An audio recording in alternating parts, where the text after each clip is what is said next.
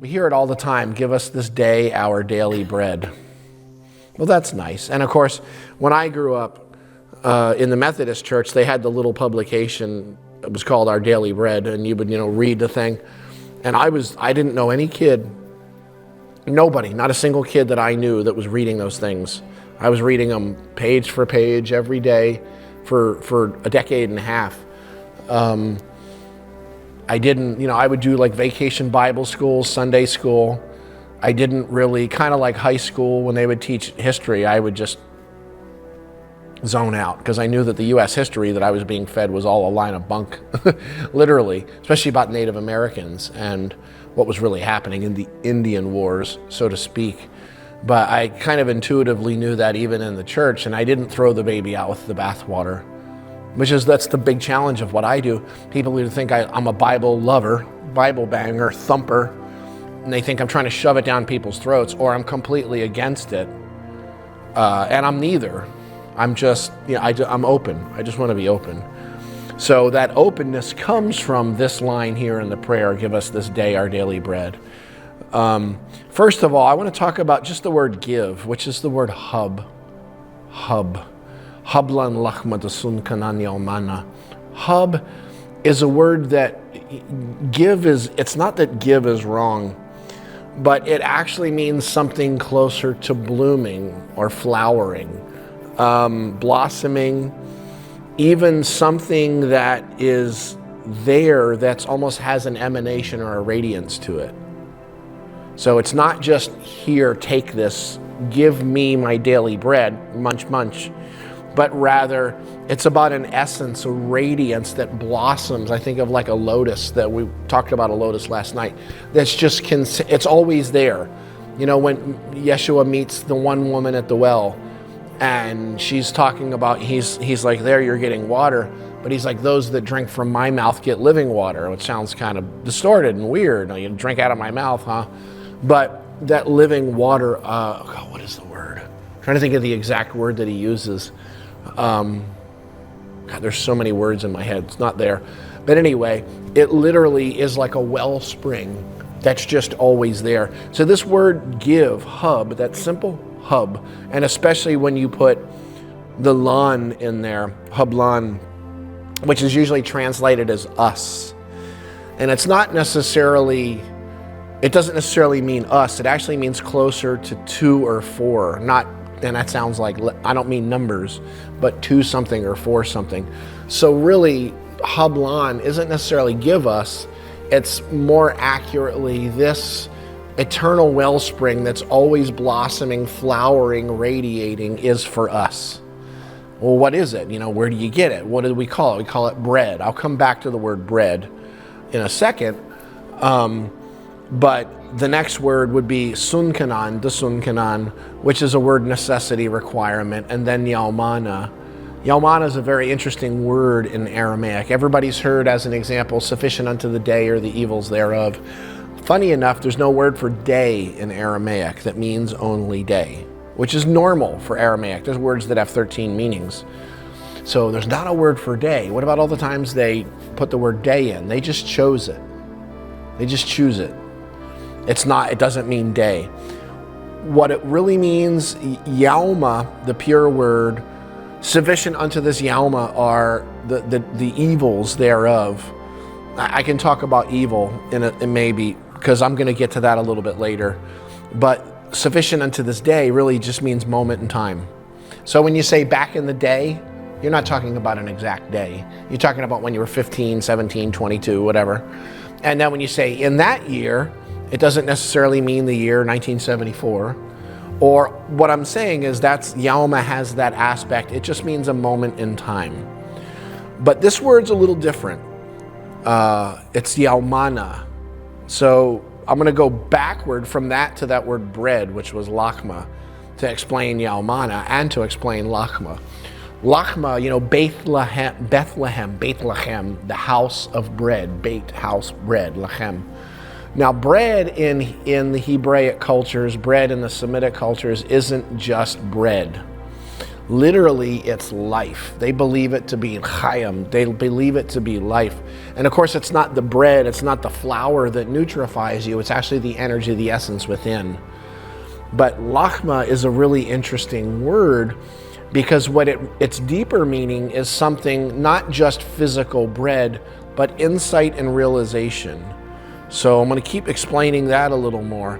Let's say you're reading a book and you get through, like you go through a couple of sentences and you're just not getting there, or you read a few paragraphs and everybody's had the experience. It's like, this is going nowhere. And then it's like, whatever. You see a news story, you read the paper, something like that, you come back to that book the next day, a couple hours later, 2 years later, and all of a sudden, boom, there it is. That's what bread is. Let me explain a little bit more. Let's say that you are running in this race and it's like a 20-kilometer thing and it's for cancer research, and you told that one little girl that's on all the posters you're running for her, you know, and you get to like the 17th kilometer and that's it. No gas left in the tank, you're done. And you're going, you can't do the last 3 kilometers, and you kind of turn and you look off onto the sideline and there's that girl. And she's looking at you and she's going, and you go, and out of nowhere, something draws up almost like it's from the earth through the roots of your feet. And I meant that, roots of your feet. And it comes through and you, all of a sudden you get this wide open breath, and boom, those last 3 miles are the 3 easiest miles you've ever done in your life, kilometers, whatever, because you tapped into true sustenance within. It's not a bread, something physical that you put to your mouth, okay? That's what's important here.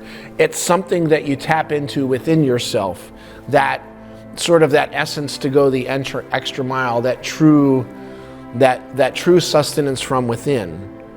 Now, interestingly, Moses and the Israelites were wandering in the desert for how long? 40 years. So does anybody know why they were still wandering after 40 years? Exactly. Moses would not stop and ask for directions because he's a man. And they're all like, would you just ask? And they had no GPS. He's like, no, it's just over the next hill. No, the next hill. No, it's the next hill. Just over the next hill. Kind of like Chevy Chase in the first Vacation movie, you know. You don't want to ask for directions in South St. Louis. But anyway, yeah, I'm not even from here. I'm from Chicago, man.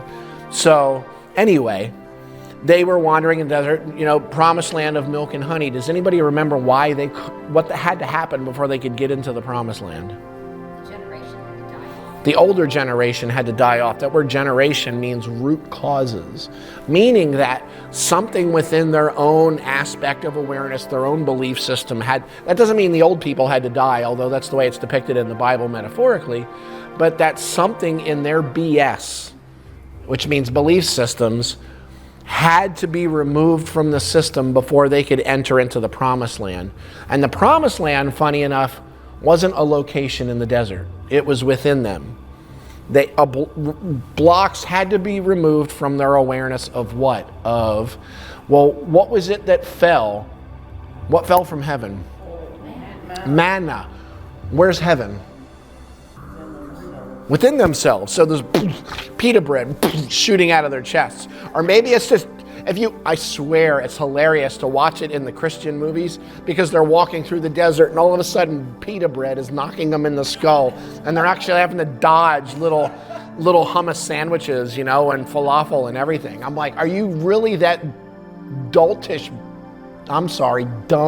that you think bread's gonna just fall out of the sky?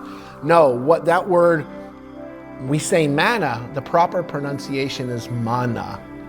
Manna means, much like lachma, true divine sustenance from within. Okay? But there's only one moment in time it can happen. The promised land isn't a location in the desert.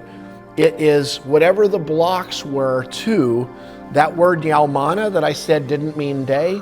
Yalmana has one word or one meaning, and it can't be day. The manna at the end, Yalma could be any moment in time, day, week, month, year. Yalmana has one meaning, and it actually has the word manna in it, and it means now. It means now. So Manna, not give us this day our daily bread, but now in this present moment. The blocks to their awareness, the BS, the genari, has to be removed in order for them to come wholly, fully into the present moment. Their fear of an impending future or their trepidation about a painful past has to be removed. And it's more than even that. But all that has to be removed for them to enter into the promised land. And that's why they wandered for 40 years. And you can put all the metaphorical storylines in, but again, it's all metaphor. No, Dale, it all actually happened. Okay, that's fine, that's fine. So if you understand what I'm saying, what this really is something, what I write is provide the nourishment and clear insight and realization through me now and in each present moment. So it really doesn't have anything to do with giving me food day to day, because I'm sorry, people have been praying this prayer for 2,000 years that are starving to death. It has nothing to do with it. What it has everything to do is, if you want the ultimate understanding of what this line is, read Man's Search for Meaning from Viktor Frankl. And you see what that man endured, what happened around him, and the fact that he realized even when people around him are being slaughtered and gassed and literally dismembered and shot to death, shot to pieces like bits of beef on the ground, and that entire time he never lost the realization that he always had choice. Even if someone were to physically chain his body to the ground, he still had choices. Here. And when you get that, you understand really what this is saying. It's got nothing to do with the world. This has everything to do with that true sustenance from within, that real inner fulfillment.